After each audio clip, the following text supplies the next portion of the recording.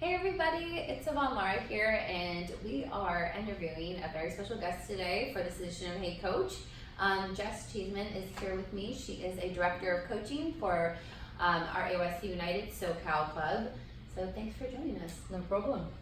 So today we're going to talk about something really fun, also very timely, but I think it's important to talk about females in coaching and females in sport. So I wanted to start off to get to know you a little bit better. How did you start your pathway as a coach?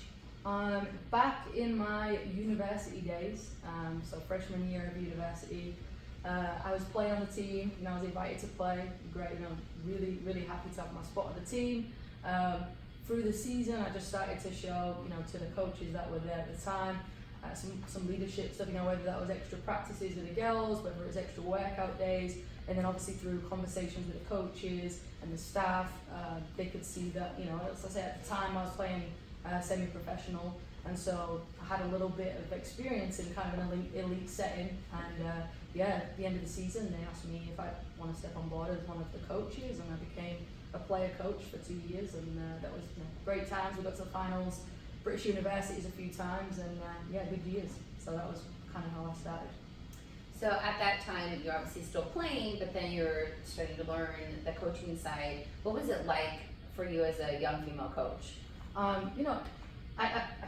enjoy it now. I enjoyed it then, but yeah, for sure. I did my licensing in England. I did a couple of FA level licenses, and during those years, those times, I was always, one or two girls on each coach to 35 guys, right? So that was kind of growing up. We were definitely not many, female coaches in our area, in the areas that surrounded us. So it was challenging, but I thrived on that. I wanted to be the best I could be, and I wanted to challenge myself against those guys as well. So yeah. So when you came out to the U.S., what was the difference there? How was it different from where you were at home? It still surprises me now, but there is so much backing in the US behind female sport, not just soccer. And especially, I think for anyone that comes over from England or Europe and they see this, they're like, wow, you put $20,000 into going to another university for a game? Like what? And they stay in hotels, and the games are televised. Just at college, I mean, when I was young, college games, it was one man and his dog watching the game, and it was raining. So, that was already like, for me, wow. And so, it started to make me resent a little bit of going to my college and not taking up opportunities to come out here on a scholarship or come out here and play soccer, because there were just a lot of opportunities out here for female soccer players and coaches at the time. And, England, it was a little bit different opportunity-wise in terms to get to that next level that you wanted to be at. So yeah, it was really cool to see that out here. It still obviously goes on now, but it was great. So as you've gone through your coaching career and you kind of reflect back, obviously you're not old, so there's that, but as you can constantly self-reflect, who's been the biggest influence on your coaching career so far? I would say it was my coach when I actually made it pro when I was 21. So pretty old. That's, I might not be old now, but it's an old time to say you had a role model. I had lots of great coaches growing up, but for me, she was called Karen. She was a really inspiring coach for me. I see myself in her a little bit now, the traits and how I coach. Sometimes it reminds me of how we would coach back then. Because I took on a lot of that. I was always watching the sessions, her style, her demeanor when she coached. But she just inspired me in a really great role model, not just in coaching, but as a player. I really became the best I could be, and I had a bad injury, but I still made it to a really great level under her. And I think the big point here is that even though we think role models are for young kids, and in the 6 and 7 and 8, that was my role model. We never stop inspiring. That's something that has stayed with me. Is that if my role model when I was 21. Then I'm still inspiring now. I'm inspiring when those kids are 15, 16, 17. So we got to remember that and hold on to that. I think it's important. So thinking about that, so you coach both male and female athletes. How do you think your role influences both of them and how they see coaches, how they see their playing, how they respect each other? Well, I think, for me, I think it's great.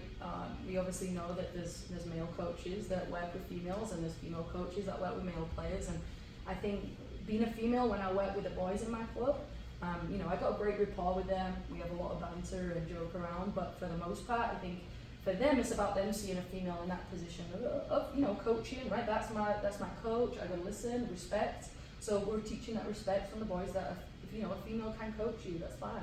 And then also, you know, the other side of that, flip side of that is obviously, you know, when we're working with females, and we say this all the time, but it's so true. As soon as I walk into a session with my girls teams, they're, you know, switched on, they're listening, they want to hear what I have to say. And again, it goes back to like we just said then about role model. And you know, I forgot to mention in your last comment that, you know, the person that inspired me the most was my first female coach, and I didn't get my first female coach till I was 21. Mm-hmm. And so, you know, when I'm working with these girls, I know that they're looking up to me, all of them, and I just think, you know, wow, like we have a really great position to be in, because we're not only trying to make them better players, but we're trying to make them better people too. So, yeah. So I think that's so important. You know, for me, myself, you know, being a female in the sports industry, you know, when you see yourself, you recognize yourself, that that aspiration is even greater to say, I can get there. So what can we do as AYSO, as organizations like AYSO, to really show females, young girls, you know, young women, that there is a pathway for them to be in the sports industry and that their voice is actually matter? It's a great question, actually. I'm glad you asked it. For me, I'd probably say, you know, when I'm coaching, when coaches coach, a big thing that we're always trying to do is create an environment where those players feel like they can make a mistake, right? Where they feel safe, where they can ask the coach questions. Because for me, the players are going to develop to the best of their ability if they feel like they're in an environment that, you know, where they do feel like, hey, I can make a mistake, I can ask my coach questions, right?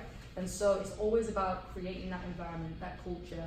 And so just like organizations, and then it might sound quick, but you know, but it's really relatable, because for me, the same thing happens if a woman. If a woman is at work, if she's in an organization where there's an environment where she feels like, hey, I'm gonna stand up here, I'm gonna make my voice heard, I wanna get to that next level, and I wanna push myself to the next level, then again, it's up to the organizations to create that environment for females to be able to, again, you know, thrive and aspire to be the best they can be in their work and in the industry. Well, I've enjoyed this convo. We probably could talk all day about it. And maybe we will. Maybe we'll do other sessions about this. But thanks so much, and thank you for inspiring us. Thank you for inspiring your players. And we hope that you've enjoyed this chat. And we would love for you to share your female coaching stories. We'd love to hear inspirational stories from the field. So please share those videos, share those comments, and we look forward to seeing them. So thanks.